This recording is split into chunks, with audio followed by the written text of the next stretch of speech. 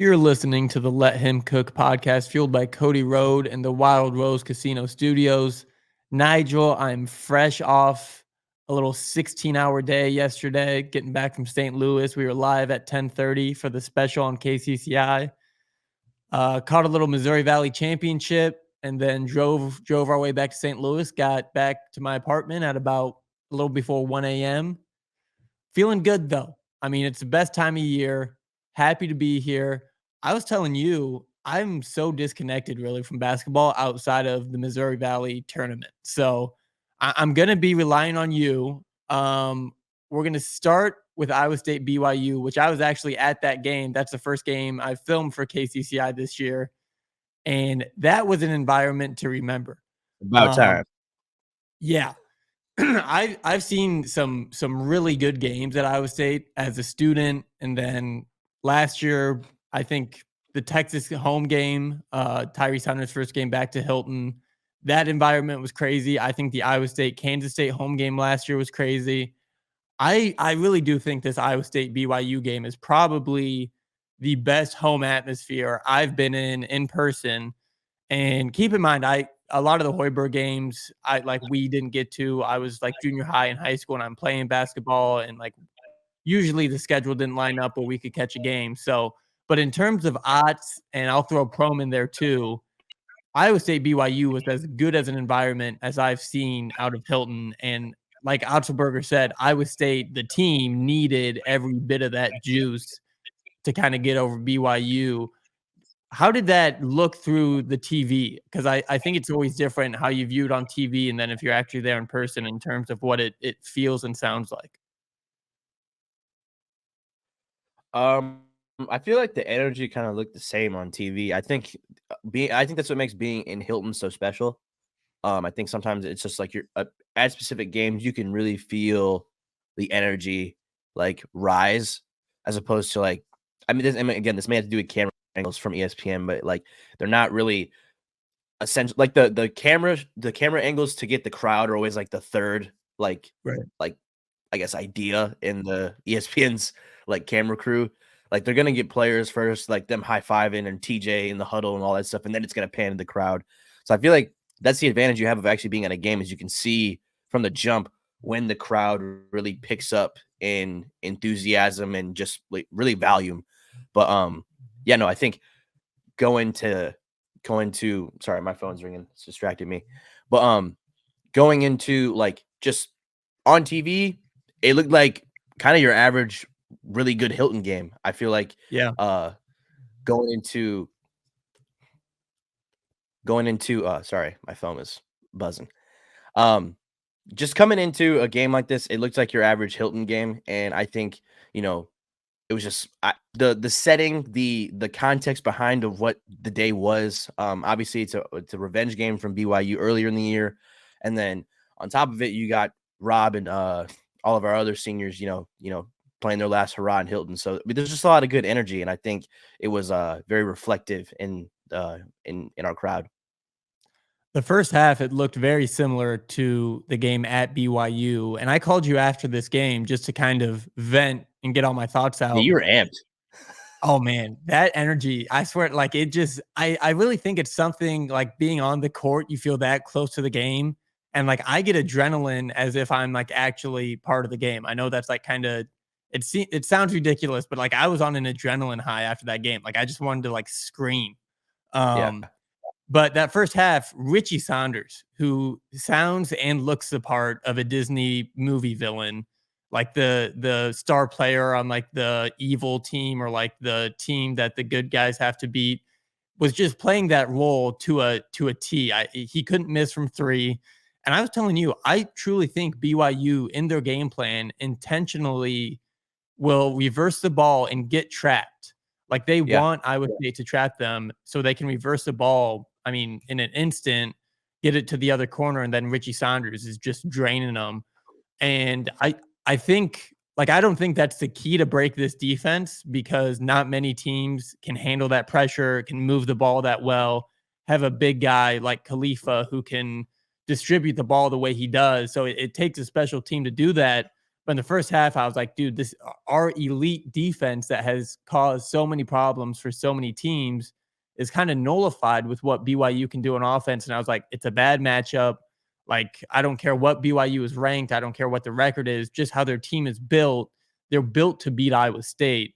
In the first half, I didn't think it was a winnable game. It felt unwinnable. We would get 2 points and then give up 3. And I was just like, I don't know what we do here. Were you frustrated at all? I mean, I was just like, I don't know what to do. I don't know if I was Otzelberger, I don't know what I'm telling my guys at halftime.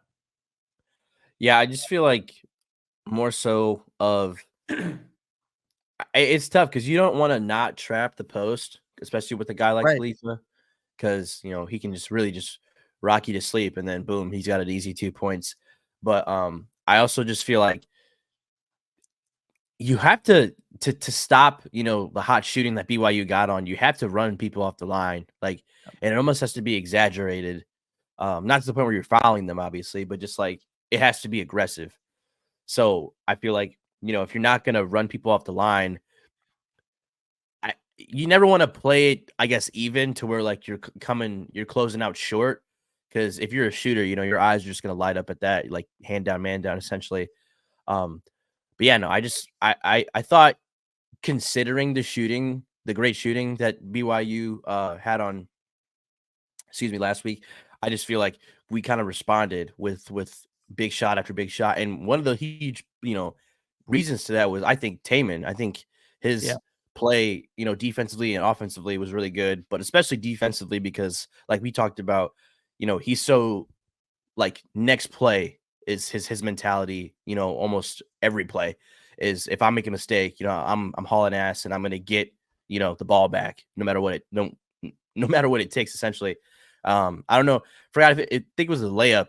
He smoked a layup and then like literally ran 75% of the court, steal it back, cookies, and we're back rolling. And I just think, that play really shows, like, it's such a defying play for Taman, because it's like it shows his character more than obviously just like obviously we all know he's a good player, but like who the person he is like he's going to he falls down 9 times, he's gonna get up 10, and on that 10th time he's gonna get a steal, and we're gonna score a basket. So I just think little things like that kind of really got us over the hump in a game where a team kind of has a strength that really is our weakness, which is guarding the 3. So I feel like a big advantage to us on last week was Taman.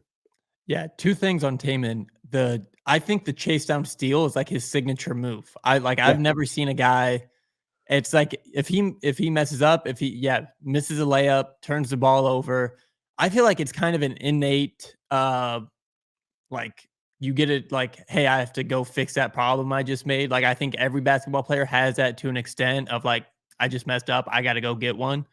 But I've never seen someone do it so well. I mean, he is like, I'm going to steal the ball back and just does it. Like he just tells himself, I'm going to run faster than everybody on the court, chase this guy down, rip the ball out of his hands, and then get the ball. Like I've just never seen a guy be so determined to be like, that's my bad. I'm going to go fix it.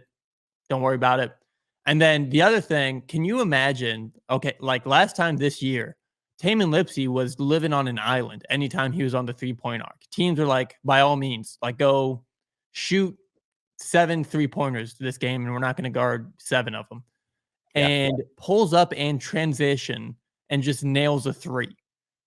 And maybe not nails. It hit every part of the rim and It synced was in.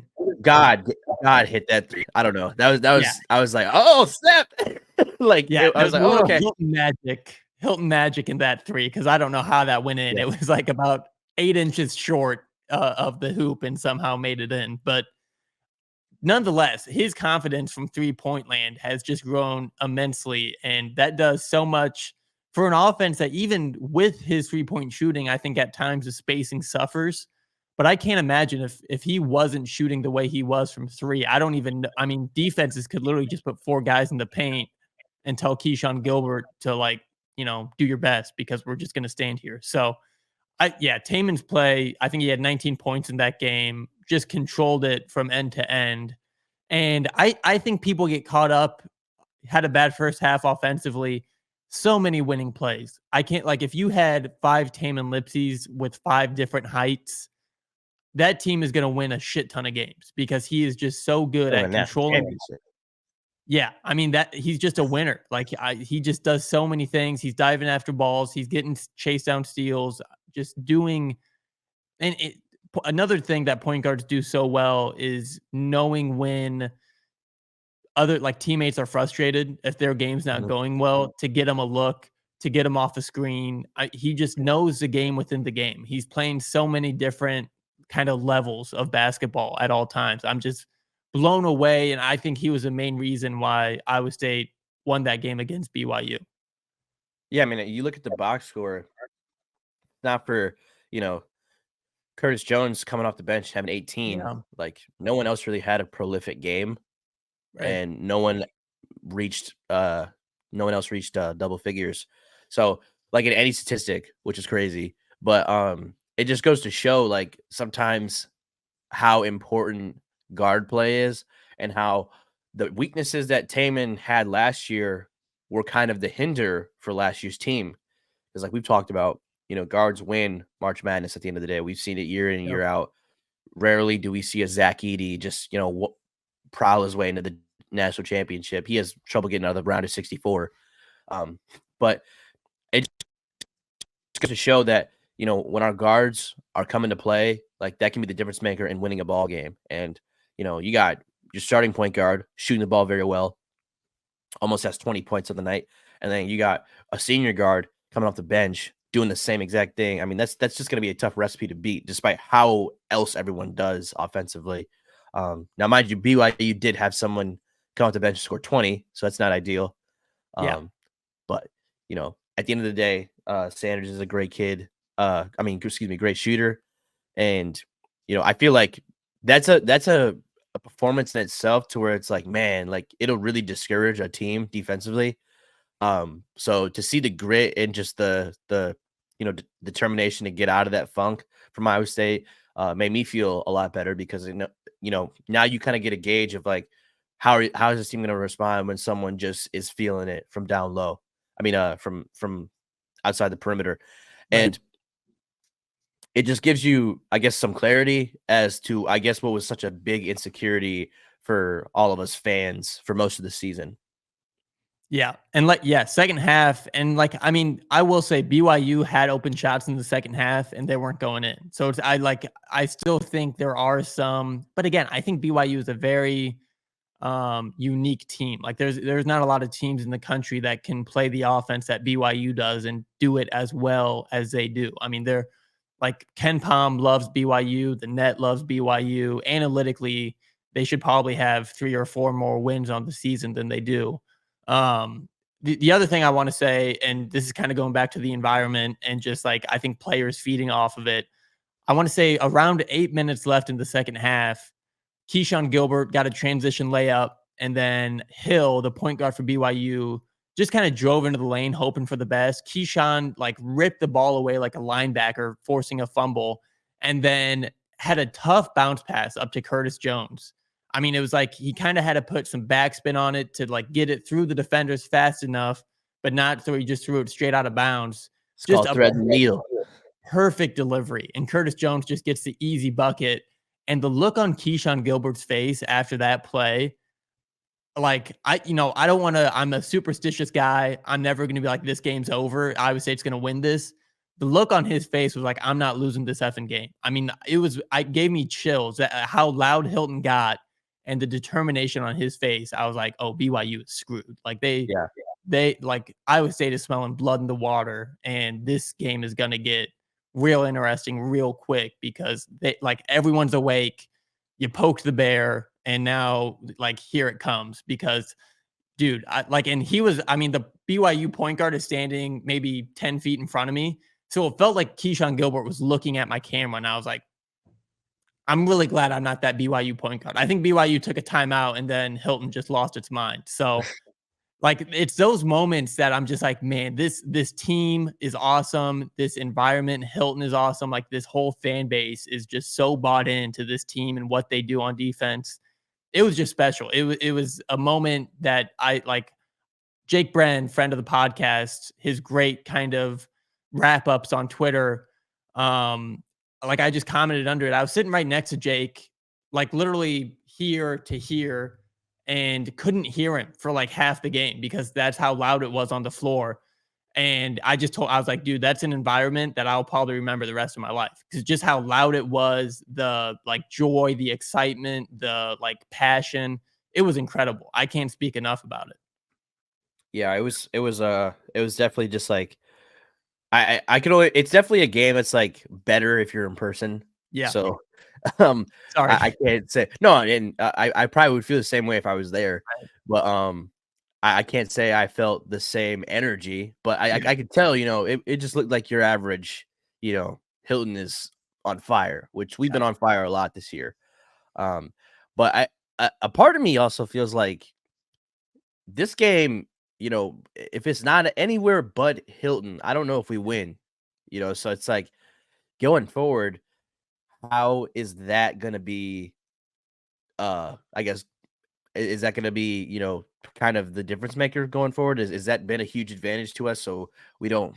Are we getting ahead of ourselves? I guess when we talk about this team still being a contender, when you know a lot of our games, it's like, all right, if this wasn't at Hilton, will we win this game? And sometimes I feel like the answer is no.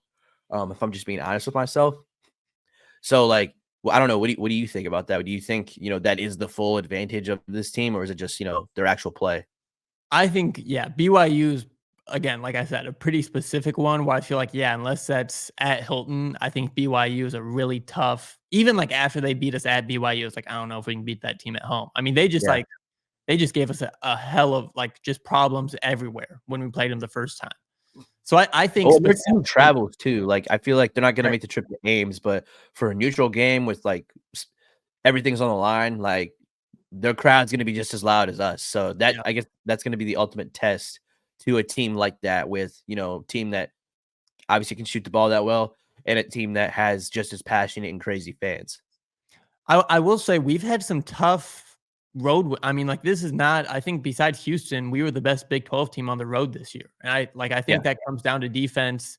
And like I'm not saying Cincinnati and UCF are like Final Four teams, but those like we've seen really good teams lose to both those teams when they play at their places. So like I think, and again, like BYU at home, it was like the last 5 minutes, Iowa State like took care of business. I think BYU scored like 2 points in the final 5 minutes. It was some crazy like I like didn't even pick up on that during the game. It just felt like this is like as soon as Keyshawn Gilbert was like this game's over, I was like, okay, well, that's it. Like yeah, BYU screwed. So I think it's dependent on the matchup, but like I would rather have Otzelberger's style of play than Fred Hoiberg's style of play. Like in terms of how important Hilton is, I feel like shooters especially can get really hot like at their own arena. They get used to their rims, they get used to the environment, like they kind of feed off that energy. Defense is just kind of like what's inside of you already. Like that's your yeah. mentality, that's like your training. Like you just kind of fall back on what you've been taught and what you've played in practice. So I will say, like, I think we are better in that aspect. I think BYU specifically, though, I'm not sure if we can beat that team anywhere besides Hilton Coliseum.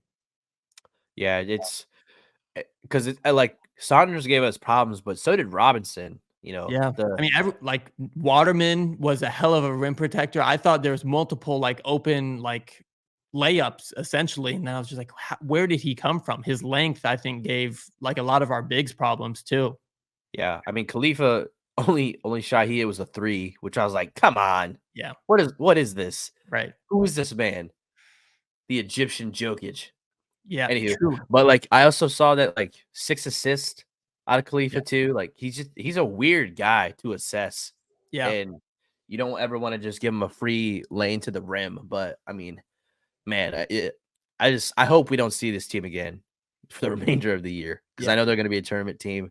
But yeah, I hope they're on the complete other side of the country when we're playing in 2 weeks. I was telling you, I feel like this could be like a good basketball rivalry as long as BYU keeps playing the style they play and Iowa State keeps playing how they play. Like it's just such different styles of basketball. that I think when they intersect, it causes for very interesting games just because of how different those two teams play. And to be quite honest, and like I saw like, Twitter and other social media, BYU is just kind of easy to hate. And like, I don't, no offense to any of those guys, but it's just easy to root against. Like, they all look like they went to private school in Utah. Like, I mean, they have an aesthetic, I'll say.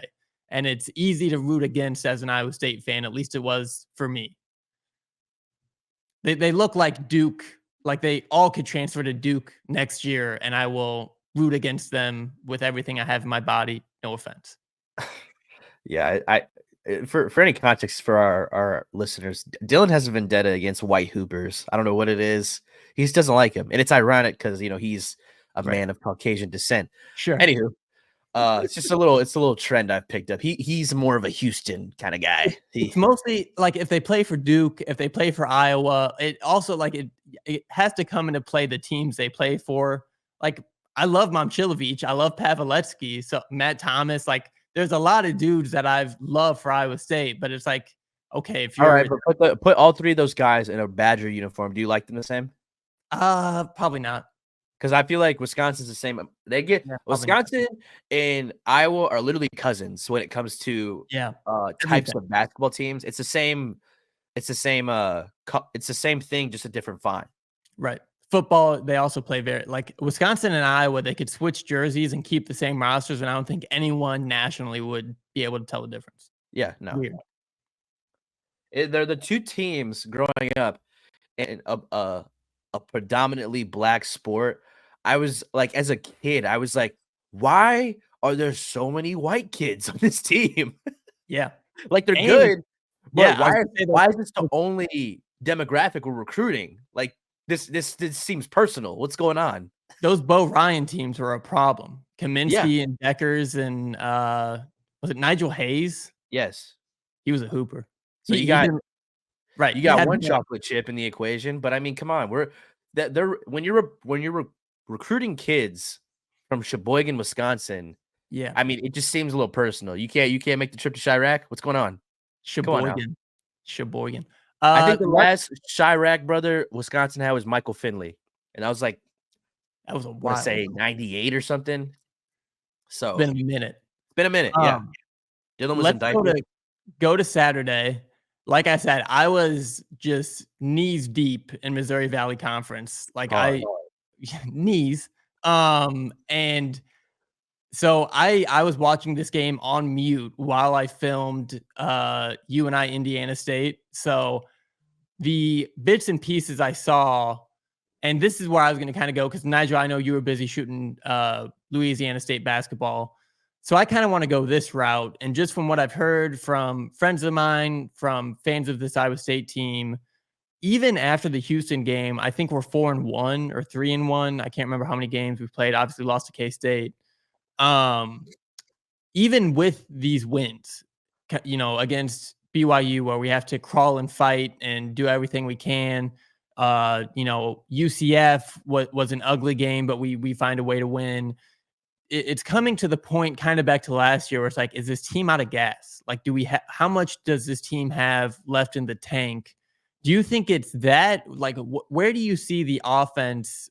We were a top 40 offense, I think, going into the Houston game. Now we're close to 70. Where does that drop come from? Is there anything you've seen that has like you can point to and be like, this is what has gone wrong?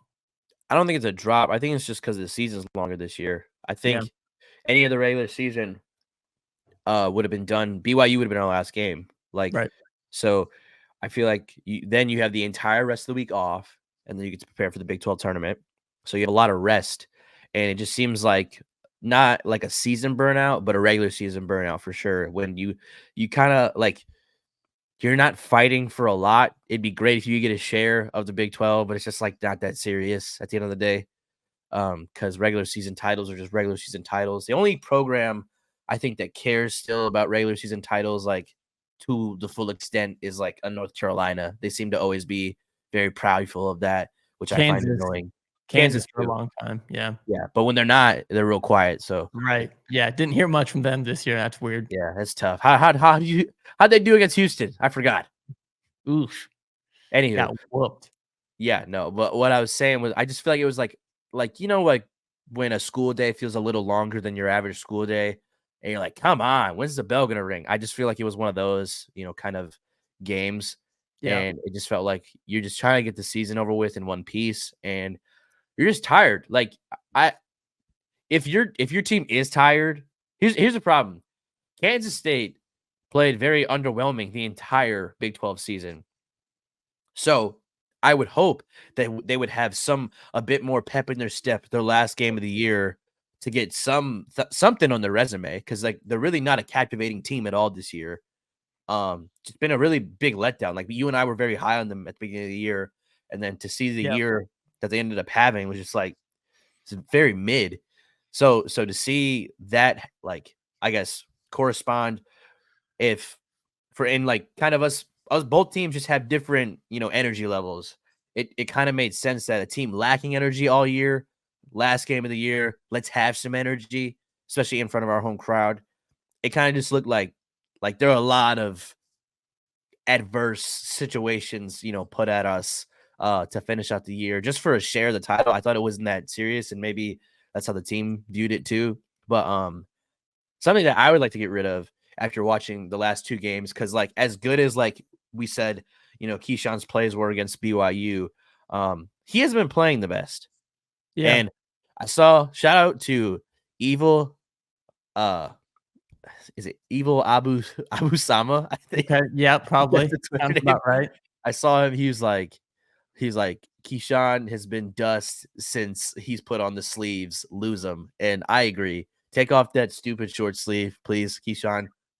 Just get back to your John Morant era.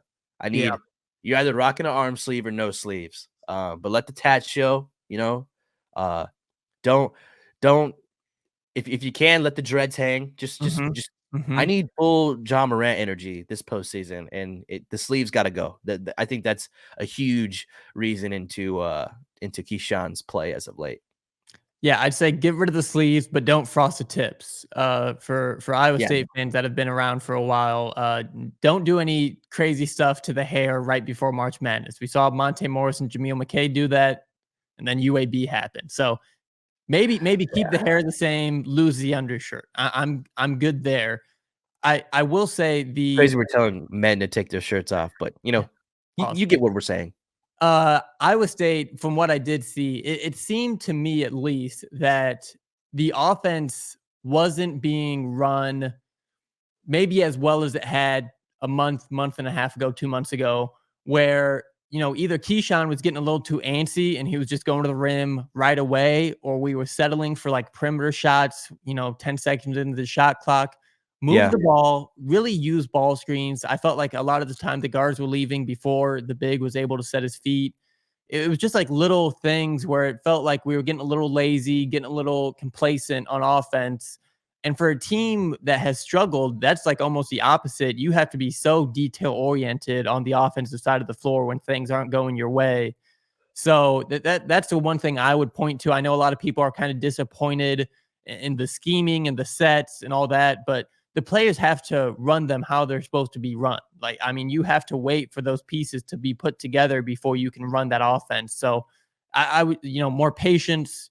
And then of course, I think transition offense has and always will be Otz's best offense. If you can force a live ball turnover, get down the court, it's a 2-on-1, 3-on-2 situation. Like that's when we're at our best running and kind of gunning. But the other thing I want to point out, Momcilovic 0 for 2.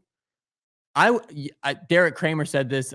I would rather him go 0 for 6, 0 for 7. Like you can't stop. You're out there to shoot the ball. Like that is yeah, your role. You got to shoot more than 2 times a game. Even if you feel off, you kind of got to go until you find something and get to your mid range. Just get an easy one and then go from there. So yeah. We I can't think end he with has you to saying be that's bad. right. He has to be more aggressive. So those are kind of the takeaways that I had. Again, very limited viewing. I wish I had the time. I wish I could have watched it, but lot of hours spent inside the Enterprise Center this weekend. So those were Yeah. kind of my takeaways off the top of it.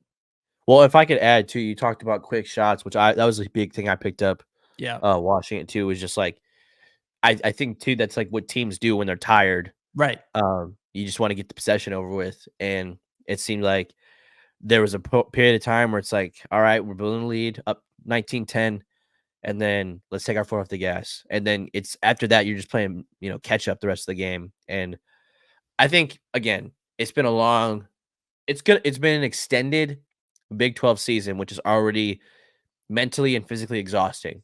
Right. So to add on to, basically, excuse me, basically another week of important games, because in theory, Saturday was important if we wanted to share the Big 12 title. Right. But so to have essentially another week where things are just that important, it's like, man, come on! Like last year, we were done last Saturday, and now we gotta play 2 extra important games on top of trying to win the Big 12 tournament. It's just I don't know if TJ's ever gonna lay down for a game. Like you're gonna try your best to win every game, obviously, but it just seemed like the fellas Yeah. weren't getting after it on Saturday. So I don't know. I think it is what it is. We'll regroup this week, and you still locked up a 2 seed going into the conference tournament, which is a great seeding. And I think it's like you get past a semifinal with probably Kansas, and the rest of those wins are going to be great for your resume even more because you get to potentially play Houston 3 times. So if you can win that series 2-1, Right. I really like where that might. Do you think? Okay, in theory, say we do play Houston in the Big 12 championship. Do you think that could put us at the number 1-2 spot?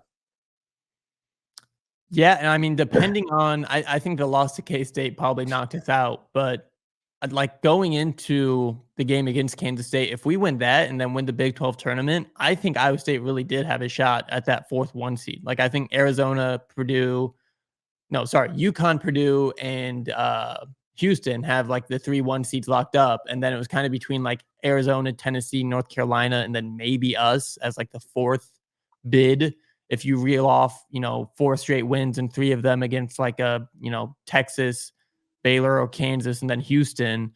Like I think that's enough to really have to think as Iowa State a 1 seed. Like I do think we're pretty safe on the 2 line almost regardless of what happens with Duke losing to North Carolina. Like I think we have some cushion on the 2 line even if we lose the first game in Kansas City. I hope. But even like looking at some of the brackets, I don't think a 3 seed is like a death sentence. Like I really don't know if there's that much difference between a 2 and a 3 this year in terms of the path. Like I think a 7 seed and a 6 seed usually, like I've been looking at the 6 seed projections, none of those teams really stand out to me as like I don't want to play that team. So I disagree. I don't think it's the 6 seed that scares me. It's that damn 14. mm, Every year there's a 14 seed that makes it out of there the is. first round. And I just, man, I don't got it in me this year. If that happens, a TV is getting broken. I'm not even gonna, bro. Oh my god, oh my god. If we get Furmaned, I'm gonna, oh man, I don't even know what I'm gonna do. I'm gonna walk into traffic probably, but Yeah. that we'll save that conversation for later. But Uh, I just don't like. Truthfully, the past few tournaments have made me not like any of the top seeds because I've right. seen a 1 seed lose, I've seen a 2 seed lose, I've seen a 3 seed lose. I saw all 3 of those seeds lose last year, so I don't know if I can get fully behind that theory, but something that I consistently see every year is a 14 seed. Yeah. And again, I don't know a lot about these mid majors, and neither does Iowa State. So all it takes is one bad day, and all of a sudden Stetson takes down Iowa State in the first round, and Nigel's sad. So I again, I don't want to get too ahead of myself, but I would prefer a 2 seed at the end of the day. I The want one redemption too for Hampton. Hampton, I just saw they lost by like 40 in their quarterfinal and fired their coach today. So we won't lose to Hampton. I can guarantee Iowa State this year will not lose to Hampton. So that's something. It's That's some positives. good mojo. I've been saying this for a couple weeks, just with Momcilovic kind of in the slump that he is. I think once you kind of take off those Big 12 defenses off of him, and teams don't have, 5 to 7 days to scout that guy. And a 24-year-old four-man. Right. Like Stetson has not seen A, our defense, and then B, a guy like Momcilovic who can just get 15 feet away from the basket and be in his bag. And they don't have guys that are 6'7" with plus wingspans that can jump 48 inches off the ground. Like those Can guys aren't going you say to bag again? beg. Yeah, I get shit for this all the time, mostly from KCCI people. It's like tag, bag, Say leg, egg. egg. I don't even hear it when I say it, but it's like You sound real Minnesotian. yeah, that's what I get. Like people ask me if I'm from Minnesota, but no, just You Western Iowa, basically are. man. You're from like no man's land, Iowa. So That is true. I could be from anywhere in the Midwest. You could put Manning, Iowa in any state in the Midwest and it would look believable. It is very send you small up to town, North middle of Dakota, you'll nowhere. blend in. Yeah. Uh in his bag. And like I think that's an advantage. I think we're gonna be a really tough out for a lot of these teams. Like in the Missouri Valley, for example, it felt like I was watching a different sport. Like I've just watched so much Iowa State basketball this year, and it feels like a battle. Like it feels like I'm watching warfare. And to watch these Missouri Valley teams run up and down and like so little defense being played and guys just getting straight to the rim, like off of a crossover, I'm like, you guys are in for some hell. Like, I mean, Bradley was getting frustrated with the physical defense that Drake was playing.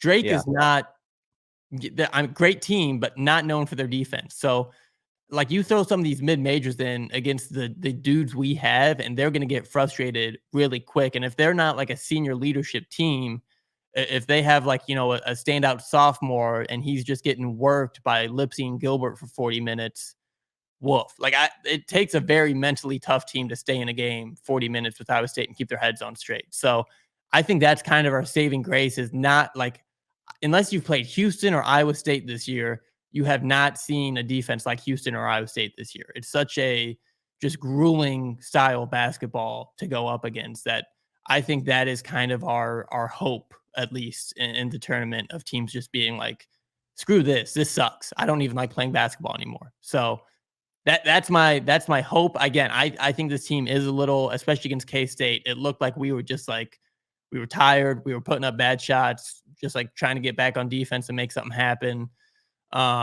So I know the gas level is a little low. I think the fan expectations have gotten lower. It went from like, are we a Final Four team to like, I really hope we don't lose to a 14 seed. But I think the defense and the scheming and like the game plan to like scout team defenses are not built to look like Iowa State. Like Yeah. it's just hard to have your seventh best guy play defense like Taman Lipsy. So I think that is kind of our ace in the hole, at least going into March.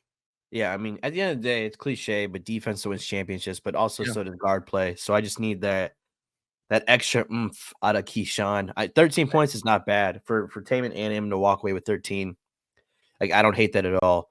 But it's a matter of I kind of know what I'm gonna get out of Curtis. And Curtis really was the only thing keeping us in the game Yeah. remotely. So God forbid he has a cold night. Like we need those guys. Like it's gonna come down to our guards. Like Milan obviously cannot have a goose egg, but Right. it's gonna come down to our guards at the end of the day. Like they're such an important part of this team. Um, I can't have Trey King getting too Trey happy, Yeah. because it just sometimes it reminds me of last year when he called his own number at OK State and like airballed. Yeah. And I love the confidence, but maybe we should swing that thing, one more time or something. So it's just we gotta get back to playing unselfish ball. Honestly, I never thought I'd say this, but I need more out of Rob too. 3 and 3 is trash. Yeah. 2 Yeah. fouls. It's terrible. It's not good, Rob. Yeah, I don't like even the guys that scored 13 points, your Tamans, your Keyshawn's, it was like inefficient. I think they were both like 6 for 13 or 5 for 13, right around that 3 and area. 9 So from the field. yeah, 0 like 2 from 3. yeah. Not So good. I mean, like even if you're the leading scorer, if you're shooting 33% from the field, like that's a tough night, no matter who you are. So K Well, State, Curtis shot 40% from 3, so I don't hate yeah, that, but yeah, and I know. has been in double digits every game since that TCU game where Taman was hurt. So Curtis Which Jones has become Mr. Reliable for Iowa State. exactly, and rewind back to BYU, Robinson, the only brother I saw on BYU's team, They had walked two, away with but the Big 12 Sixth Man of the Year. Do you think Curtis Jones was robbed? I had no idea that that was even an award, but yeah, I didn't catch that. Yeah, Yeah, it kind of feels like he was robbed, right? I would. Yeah, I totally agree. I also feel like Taman was robbed of Defensive Player of the Year because your boy Shed got both. He got Player of the Year and Defensive Player of the Year. I mean, I get Player of the Year, but not Defensive Player. No, I think Lipsy could win like 2 back-to-back Defensive Player of the Years next year and the year after. So that one I'm not as a Jamal Shed, I think should be getting way more hype for National Player of the Year. If you're giving it no. to Zach Edey for being tall, Jamal Shed's a dog, man. That dude, I Hate it or would. love it, Zach Edey has gotten better every year. Ugh. Like despite we make fun of him, we clown him for the bad losses here and there, but I don't know a team that hasn't had a bad loss this year. Also, getting your jersey retired while you're still playing, I would love for Purdue to go out sad. Shane That would Battier be did the same thing. There's tons of teams that do that. whack. Melvin Edgem just now got his jersey. Well, not even. He got inducted into the Hall of Fame. And I even saw Iowa State fans being like, it's a little too soon. Like he's still playing professionally. Well, Which also I don't think Taman is number 3, and if he stays 4 years, Taman could have a Hall of Fame career worth retiring his jersey. And that's kind of the situation Iowa State is in now. I know football, retiring a number in football is even more rare, but you've had Breece Hall and Troy Davis wear 28. There's been a couple 11. You had Monte Morris, we've had Jamal Tinsley and Monte Morris both wear 11, and you can still be number 11 for Iowa State. So yeah, do we retire 22 at some point? Probably not. I don't know. Unless he I don't think he just didn't do that much at Iowa State. He might be the best basketball player to ever come through Iowa State, but his success, Tyrese Halliburton's success at Iowa State, besides the Big 12 tournament, but Mario Alshayek, I think, was the best player on that team that year. So that's the number 3 you retire. That's what I'm saying. What radiant step back? What last name do we put on the 3 when we put it? Do we just put 3 different guys' last names on the jersey? I would Shayok, Edgem, right. What's his face? Who else was number 3 recently? Before Lipsy? I honestly don't know. Someone was 3 before. Trey Jackson. Oh, yeah, Trey Jackson. Yes, Trey Jackson. Put Trey Jackson. We have it in the studio. His jersey hangs in our studio. Oh my God. Western Carolina Wildcat. Yeah, it's that red and yellow jersey right above. That's insane. They upset Western. Western Carolina earlier this year upset. Yeah, they had a big Notre Dame. Yeah, So it wasn't really an upset because Notre Dame kind of sucks, but it was a big win at the time. Shout out Trey Jackson. Yeah, retire all 4 of them. It's a wrap. Number 3, no one can wear it because those 4 guys are legends. Nigel, last thing I really want to talk about. I was just so ingrained in Missouri Valley basketball, and you were I am a sucker for these small conference tournaments because these guys play like their life is on the line during these games. The games are punch their ticket. That's what I'm saying. This is screw the regular season. These 40 minutes are the most important minutes for these programs, and it just the intensity, the desperation. It just brings out kind of a different level of I don't know. I just love this basketball this time of year. And so Missouri Valley, I think they were the 15th best conference last year, according to Ken Palm. And then basically Drake and Indiana State played so well this year. And it did get a little deeper, that conference, that they're up to the 10th best conference this year. And top to bottom, that just was such a fun. UNI Belmont was a great game. I think UNI next year could be a tournament team. They have no seniors. Everybody could come back if they wanted to. Drake blew me away. Tucker DeVries, cold ass white boy. Atten Wright came out of nowhere. I feel like every year Drake has a 5'10" guard that just lights the world on fire this time of year. Joe Yesufu did it a couple years ago. They just always have a guy that's from a D2 or the worst D1 school in the country come to Drake and just flips a switch and becomes a mini Steph Curry for like 2 weeks, and it rules. Adden Wright had Yeah. like 5 3-pointers yesterday.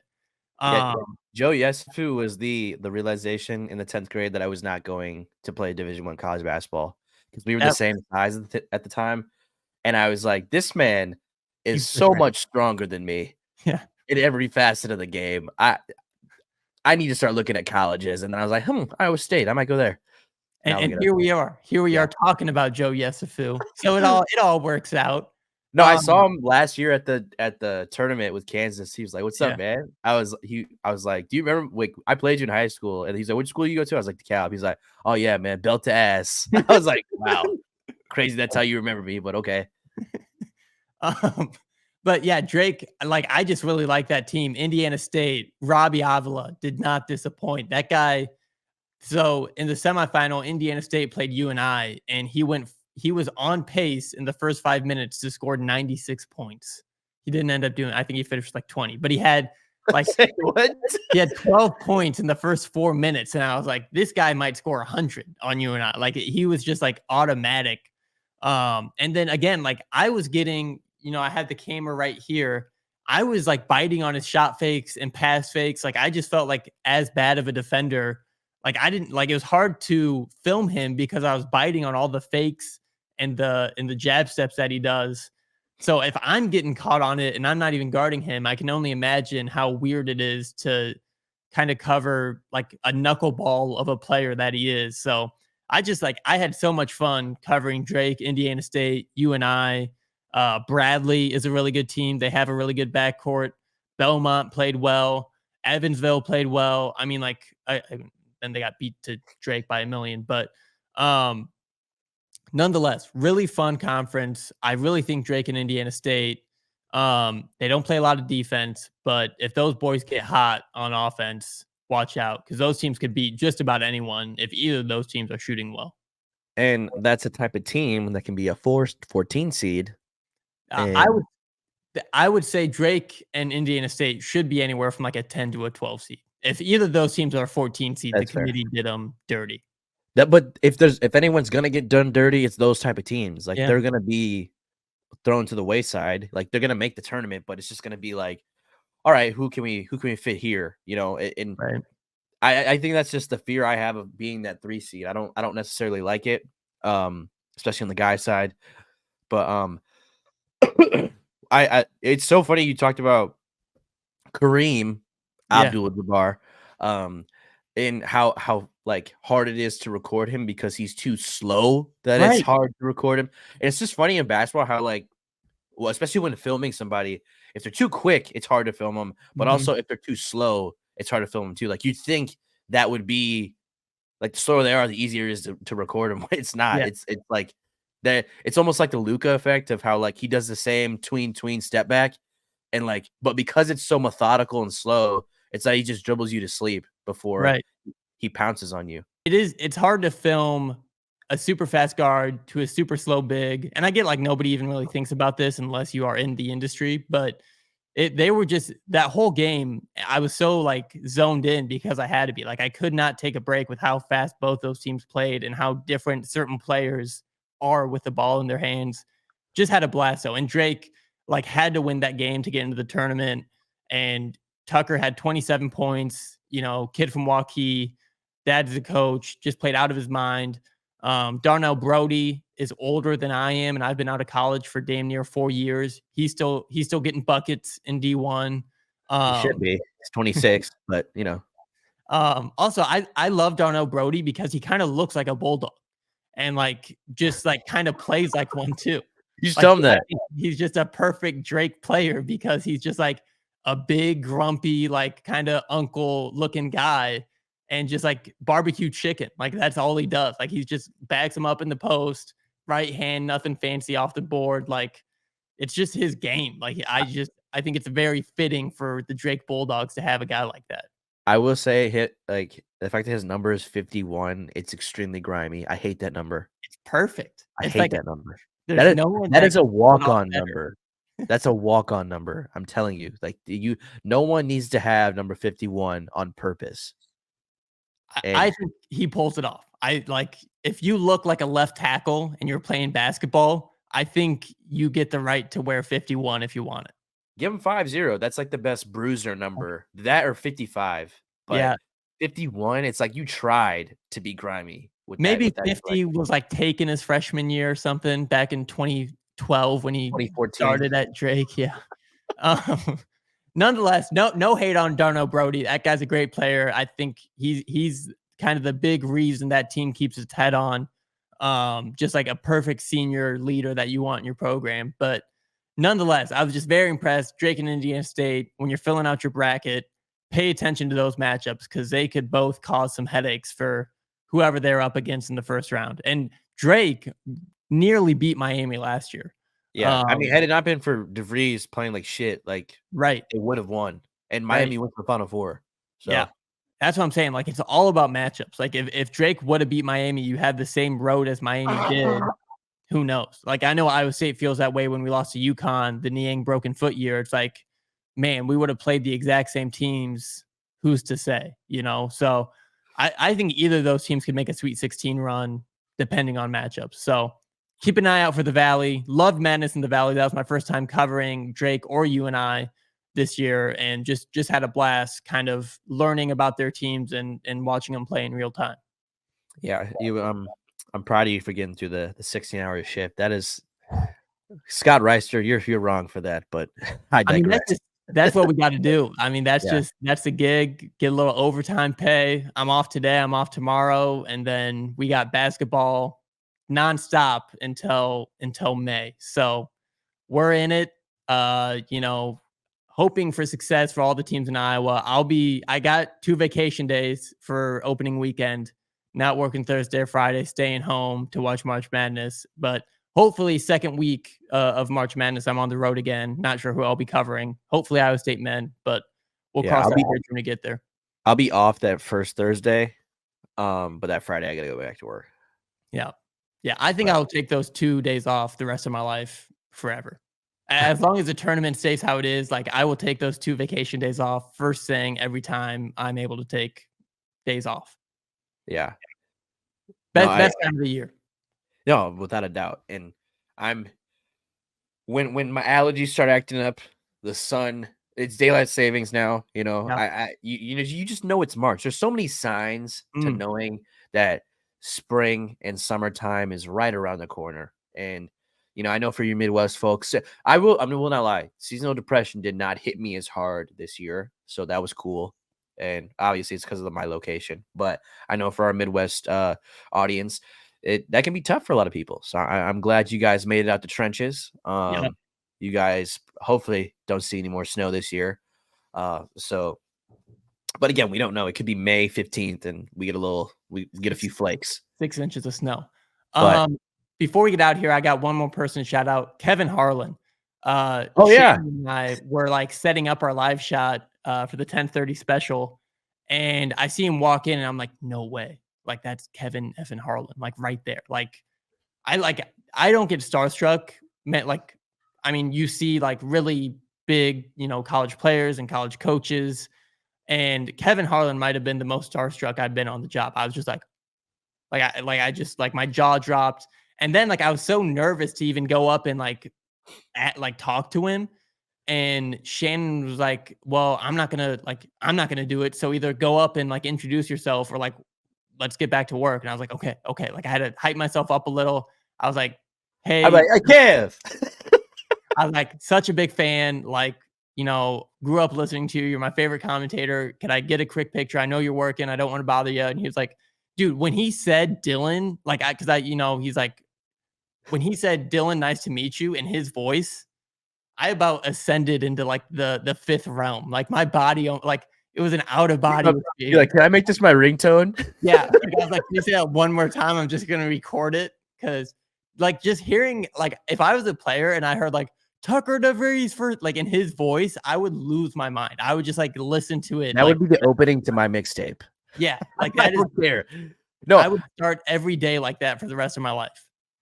After he said your name, you could have been if you could do an impression of him, you could be do you believe what we just saw? You could have just thrown a line back at him, because out of just sheer shock, my name. It was nuts. Man. It was nuts. So shout out to Kevin Harlan, super nice dude, was like more than happy to take a picture. I saw him talking to like other young guys like me who I know grew up like idolizing him. And Yeah. so just, a class act. So shout out Kevin Harlan, one of the best voices in March. I'd put him right there with Bill Raftery on an Onions call in terms of just like iconic March Madness sounding commentary. Yeah, Aiden knows about the onions. Onion for life. We're onions for life, but Those who don't know. Onions. if you know, you know. No, but my rant at the end of this episode. Oh yeah, we're gonna man. disagree on this, but I'll let you have the floor. No, because you're a part of my argument. So Dylan, just for confirmation, before I start my argument, when were you born? 1999. Noted. All right. So the last year of the 90s, meaning for that entire year of the 90s, the only thing you knew was crying and crapping yourself. Just want to put that out there. Fair. Okay. Just we're on the same page. All right. So there's this huge trend on TikTok of everyone that in our age demographic being like, yo, we're done with the 90s. And the reasoning for this is because with the library that YouTube has become when it comes to old NBA games and basketball games in general, you're able to now gauge, generation by generation, the style of play, what players are actually doing, watching a full game from that generation. So a lot of people are going back watching Jordan's games from like the 80s and 90s. And there's a few, things on people's scouting reports that I found captivating because I've been saying this since, the COVID lockdown. And I want to say this because I had this realization back then because The Last Dance was really being pushed for everything. But obviously, because of COVID, the NBA YouTube channel was just pushing out all these full games from like generations of just like old games. So I'm watching them in depth because I have nothing else to do. So I like in real time, I'm seeing everything that everyone else is coming to realization now. But what the realization is that Jordan doesn't have a left hand. A lot of people that he was playing just weren't good. The pace is terrible. Possession by possession, pound for pound. Yes, people are getting knocked to the floor, but that's to compensate for people not being as fast because, people are smoking cigs and doing crack in the locker room before games. So how long ago do you think the 90s were? I'm referring more when I say crack, I'm referring more to the 80s. People were they confirmed it in The Last Dance that people were doing crack in the locker room. Like, and then even in the NFL, LT was doing cracks. Like people were on crack. People were playing sports on crack. We have to that has to be out there and it just acknowledged. All right. But I say all this because it only took 4 years for people in our generation to be like, yeah, I don't know if there's much debate. And the people that in our generation that are very heavy on Jordan, guys, please tell me a game you watched. Was it the Wizards in 2003 when you were 4, Dylan? Like, were you dialed into the TV watching 39-year-old Jordan hit faders in a weak Eastern Conference? Is that what we're referring to? I mean, I probably was watching SportsCenter. I think I stopped watching cartoons when I was like 3. So I probably was getting up with my dad and watching some Wizards highlights in about 2003, 2004. Can I say my take on this? What's up? I really think if you just had Michael Jordan born in 1999 and he had the science and the training and the way the game has changed. Of course. He'd be Anthony Edwards. No doubt. He'd be incredible. And if you put LeBron back in the time where they had the same regimen, I think just his body and his, his full body of work, the greats translate to every single generation. It's just the style of play, the rules are different. The science was different. Injuries were handled differently. Jordan's not getting away with going to the casino at 2 a.m. with social media. He either would have been kicked out of the league or he would have stopped doing it. So yeah. I think it's so kind of silly that Larry Bird scored 40 points in a game only using his left hand just because he thought it'd be fun. Well, let's be real. Larry Bird in today's league is Joe Ingles. No, man. Larry Bird. Yes. I and don't get me wrong. I love Larry Bird. I like Larry Bird. I think he's cold. He's great. He's awesome for the 80s, but he's for the 80s. If you put him in today's league, he is Joe Ingles. If you put Jordan in today's league, he is Jaylen Brown with aura. That, bro, Nah, man, because the reality is, what allegiance do you hold to this bald man? You don't owe him any money. Did he save your dad from a burning house? Like, why are people battling so hard for someone they never watched play? I need you to That's the understand. question I have. I was almost named Michael because of Michael Jordan. My dad is that big. We got a Scottie Pippen jersey hanging up at home. Like, So then, how my do we dad, vote off to Dylan? Was he like, well, yeah? so I was born in '99 when like the Jordan won his last finals in June. 98. And yeah, so like I was like a year too late, and he like I think he retired again, or like he had just gone to the Wizards, and like so it was just kind of a bad time to name your kid because he was kind of on like the downslope of his career. If I would have been born in '98, my name would be Michael. I would be Michael Coon. So I grew up in a Michael Jordan propaganda house, and I hated LeBron. So you tell me, like, duh, like, yeah, I'm gonna take Mike every single day of the week. 6-0 in the finals. LeMickey won a fake ring with the Lakers. Needed all of his buddies in Miami to get him a ring. Had to leave Cleveland. Fraud. He didn't have to leave Fraud. Cleveland. He could leave Cleveland because he had spent 7 letdown years in Akron, Ohio, trying to get that team over the hump. And Jordan, what, 8 years? I And then he think won 6 rings? No. It took him 7. Yeah. But nonetheless, I mean, dude, like that's the thing. I don't think the Bulls translate to playing Dirk Nowitzki in his prime. Like, Luke Longley, boy, it'd have been a wrap, bro. It would have been a wrap. Rodman?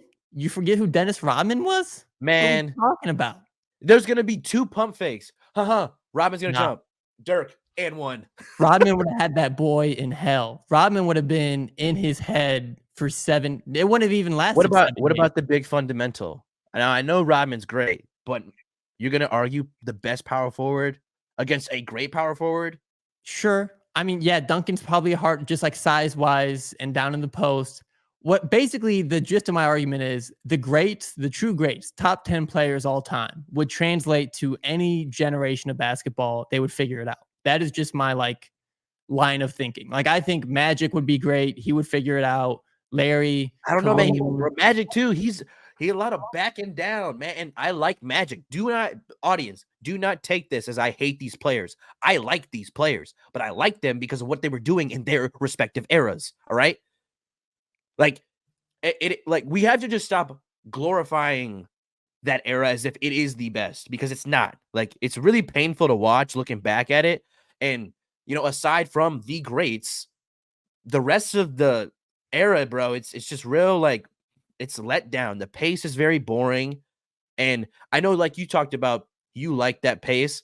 Yeah.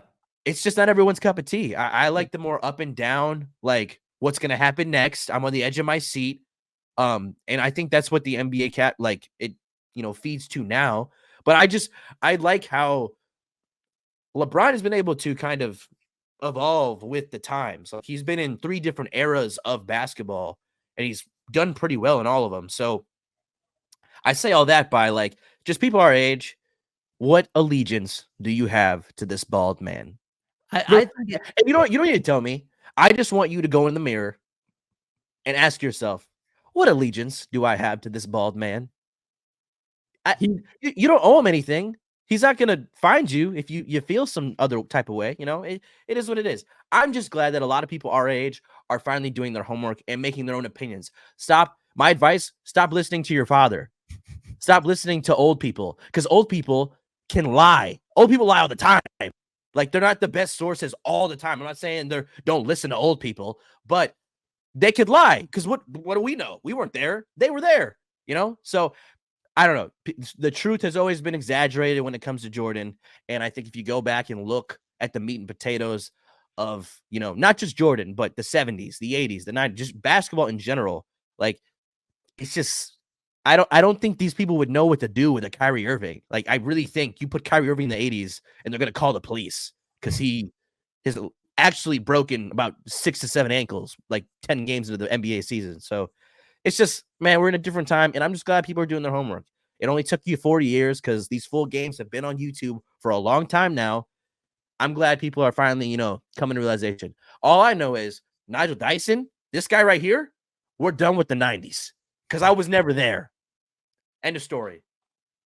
I think my whole thing, like, there is no Kyrie Irving without Tim Hardaway, without Magic Johnson, without Jason Williams, White Chocolate, like all of the great like ball handler. Rod Strickland, that was his big Right. So like all these guys are taking parts of games they've seen come before them and have like morphed it into their game. It's just kind of this like trickle down, like every player. evolution. Yeah. But I think you don't have to if you don't want to, praise Michael Jordan every day of the week, that's fine. But I think there just has to be a level of respect of saying, these guys were amazing. They're like that. You cannot tell me Michael Jordan beat Jaylen Brown. No, Michael. What are you trying to say though? Jaylen Brown's not an all-star. He's not a captivating player. He's not Michael Jordan. Jeffrey, because he hasn't won yet. That's the only reason. Like that's the only argument that everyone would have. No, Jaylen Brown legitimately cannot dribble with his left hand. I don't. Neither can Michael. Aiden, I need you to go watch the tape. You're crazy. Watch the tape. Also, calling all of these people who watch basketball in the 90s old is going to piss a lot of people off, I'm sure. What doesn't piss people off in today's age? My point is, I said, to clarify my argument, I'm done with the 90s. I was never there. I'm not going to act like I was. I got tons of old heads in my family talking about Jordan this, Jordan that. My brother, he was born in 87. He grew up on Jordan. He feels the complete opposite of the way I do. But again, I'm not going to hop on a bandwagon that I was never alive to get on. And that's where I stand on the argument. I have a Michael Jordan poster. I don't dislike the man. All right. I'm just saying Jaylen Brown. I don't dislike Jaylen Brown. That's not a diss. Like Jaylen Brown is an all-star. He's a prolific scorer. He's a freak athlete. DeMar DeRozan, prime DeMar DeRozan. No. Jordan would be a player that is not in the NBA because he was Jordan. Kobe is the closest thing, and he was worse than Michael Jordan, and he was Kobe. So I would like to call Kobe a carbon copy of Black Jesus, but Jordan had something extra. Again, like I said, Jaylen Brown, DeMar DeRozan hybrid with aura. People like Jordan because of the icon that he is. He's an icon at the end of the day. Like he's the Michael Jackson of basketball when it comes to being a trendsetter. Like the shoes, the entire Jordan line. Like, bro, the aura needs to be talked about more when we talk about athletes. And when it comes to Michael Jordan, that plays a favor into a lot of the positive bias when it comes to him. Because at the end of the day, I've heard he's kind of an ass. Not the best tipper, and that's okay. When you're old and 60, you probably don't care about tipping people, but that's neither here or there. All I'm saying is I'm done with the 90s, and a lot of people our age are. And I just wanted to bring it up. It was an interesting discourse. Not me. You do not. That's okay. All of our age, no. I'll say. I'm going to pump the brakes. So I'm not done with the 90s. You pump the brakes. I'm still driving. I don't care. Like I need 90 to 86 with Dennis Rodman grabbing 18 boards. Oh, 0 points and 19 rebounds gets me fired up like nothing ever has in my life. And Nigel, you bring up any player, and I'm gonna put Rodman on him. I'm just gonna stop the argument right now. Rodman. Okay, but you understand how soft the refs are nowadays. Like Rodman's not gonna last in this league. The thing. Are we using refs from the 80s where you could clothesline a guy? Because Dennis Rodman would kill Luka Doncic on live television. Most referees from the 90s and 80s are either on life support or dead. Okay, so no, we're not using 80 refs. Wait, we have to use. Hold on, we have to use Scott Foster and the boys. With that, you're saying like Michael Jordan right now would be Jaylen Brown, or Michael Jordan of 1995 would be Jaylen Brown? I'm saying with the skill level that Jordan had. Like, guys, I'm not diminishing this man whatsoever at what he was doing. No, because you guys are diminishing Jaylen Brown and DeMar DeRozan like they aren't prolific NBA players. They're not Jordan. They're not talking about. But you're talking about all-stars, and when it comes to like play style, they play pretty similar when it comes to scoring the basketball. Like DeMar is heavy on a post game. He sometimes it's to the point where he can play a small four nowadays. So like I said Jaylen and DeMar hybrid. So imagine both of those players mixed together like that. That's a great player in today's league. Is it DeMar the greatest? And Jaylen Brown I don't know. Are not as good on defense as Michael Jordan was. bro, you could hand check. Like there's different rules that you could get away with. When are we playing these games? Are we playing We're in playing this game 1991? with the refs that are alive and well and not in a nursery home. So Scott Foster and the crew. You can't say that it's if you're it's gonna be a tight Michael whistle. Jordan from 1995. Look, man, see, this is the argument. This is when the argument starts to lose wheels. The argument is I'm done with the 90s. Y'all can be on the 90 train, but all I'm saying is I want to hear the perspective of people who are like not from the 90s riding so hard for the 90s. Like it was a very underwhelming time, you know? I think it's like the aura. You had the dream team in 92. Right. Team, you had Stockton and Malone, the ultimate pick and roll. You just had, Isaiah Thomas in the early 90s. There are so many just like, when you think of like the best true point guard, you probably think Magic or Isaiah. When you think the best scorer of all time, I think Michael's up there. Sorry, Nigel. When you think we lost him. Did we really? Yes. Wow. StreamYard just had enough of the disrespect. Yeah. With that, sorry, Nigel. For all of you that love 90s basketball, I would much rather watch the Bad Boy Pistons with the Jordan rules than the NBA today. That is no discredit to the current NBA. Offense is great. Good for them. Put up 140 points a game. Nigel does not speak for my generation. Neither do I. If you love 90s basketball, awesome. If you hate it like Nigel, awesome. If you love Iowa State basketball, stay tuned. We got Kansas City yet. And next week, this time, we'll have a bracket to talk about. With that, I'm getting a call from Nigel. You're on speaker talking into the mic, so just a heads up here. What happened? Aiden said we lost you from the call. I want to say Michael Jordan heard this disrespect, took it personally, and just exited you out. Dude, I'm done with the 90s. That's all I gotta say. All right, I'm wrapping up the show.